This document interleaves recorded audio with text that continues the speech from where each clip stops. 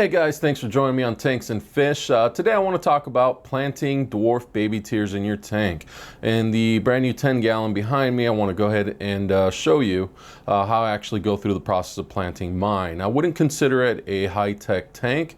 It's pretty low-tech, so anybody can actually follow along and do it themselves without needing any crazy equipment. There's a few things you will need, but we'll go through that in the video. Before we get into it though, do me a favor, hit that like and subscribe for me, and leave me any comments below. So without further ado, let's get into it.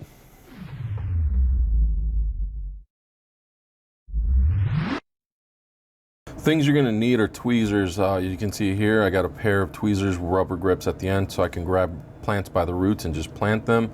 I got a nice little pair of tweezers that have a fine point to them when I need to do some fine work in the plants, and a pair of fluval scissors.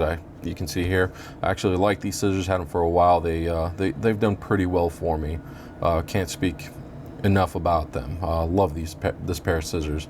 You always need a pair of scissors to do your trimming or whatever. Always get a good pair that you're going to be comfortable using.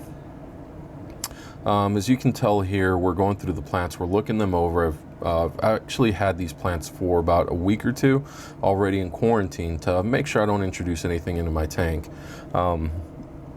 Since it is a new tank, I'm quarantining pretty much the entire tank altogether.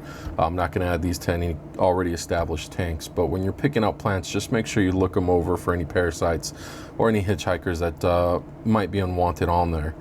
So just look them over, make sure they're not dead, make sure you see a lot of green, and make sure you actually see new root growth when you're picking them out. You don't want to get something that has pretty much everything dead inside of it or on the verge of dying. A couple of the dwarf baby tear requirements that you're going to need is medium to high light. These plants are very needy of light and require it to actually grow. Usual recommended about 2 watts per gallon, sometimes even more, but 2 watts should be pretty much the standard for these guys. pH probably about 5 to 7.5. They like a decent water in that neutral zone. Usually my tanks, I keep them about a 7.4, 7.5, and these plants do excellent in them. Water temperature, pretty much you want to keep it on the warmer side, anywhere between 68 degrees up to as high as 82. But mine, I keep them about 78 degrees and they do just fine. But that's a good temperature range to actually keep them. Any colder, any hotter, you're not going to see them doing too well. This is a foreground carpeting plant. These go usually at the front of the tank, on rock work, anything that you want looking like a carpet. These are pretty much the #1 plant that usual people go to. But needless to say, this is actually one of the harder plants to actually carpet with your tank.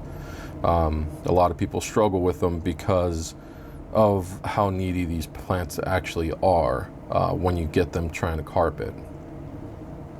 When you're taking them out of the rock wool, as you can see here, I'm working them out slowly out of that rock wool, pulling the roots gently out. You don't want to just start tearing everything. You'll end up tearing this plant pretty easily. So you want to take your time with it. Be as gentle as you can getting it out of that rock wool. As you can see here, the roots look great. They're pretty good looking plants that I got here. These plants require actual CO2 and fertilizers, iron, potassium. You do want to make sure you're fertilizing these plants consistently. Of course, make sure you come up with a good fertilizing plan, fertilizing schedule. You don't want to just dump a bunch of fertilizers in there. Just make sure you're always keeping an eye on how things are going in that tank and dose accordingly. But these do require some nutrients.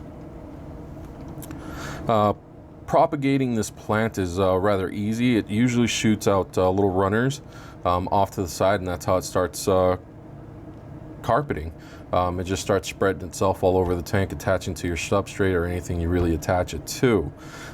If you ever need to pull some out to plant in another tank, you just kind of go in there, snip out some pieces straight through the gravel or whatever, and you pull out little bunches, make sure you're keeping the roots whole, and you replant them in a new tank. So they're pretty easy to propagate. With these plants, you do want to keep them trimmed, well trimmed, kind of low. The new growth starts shooting over the plant, and all the bottom growth that had happened pretty much starts dying off. So this plant just pretty much builds on itself. So in order to avoid you know, dead roots or the plant dying out on you, always make sure you keep them well trimmed. You can go a couple of weeks without trimming, but always make sure you go back and trim or you're going to see a lot of die off. When you're planting them, as you can see here, you want to grab the plants from the base of the plant where the roots kind of are, not too hard. You want to be as gentle as you can and just kind of shove them into your substrate, whatever substrate you have. If you're attaching it to rock work, you can use string, you can use fishing wire, whatever you need to, but you got to make sure you're as gentle as you can and try to work that into the tying the whole thing to the rock, if that's your plan. As you can see here as well, adding water back to my tank, these plants in the natural actually grow floating.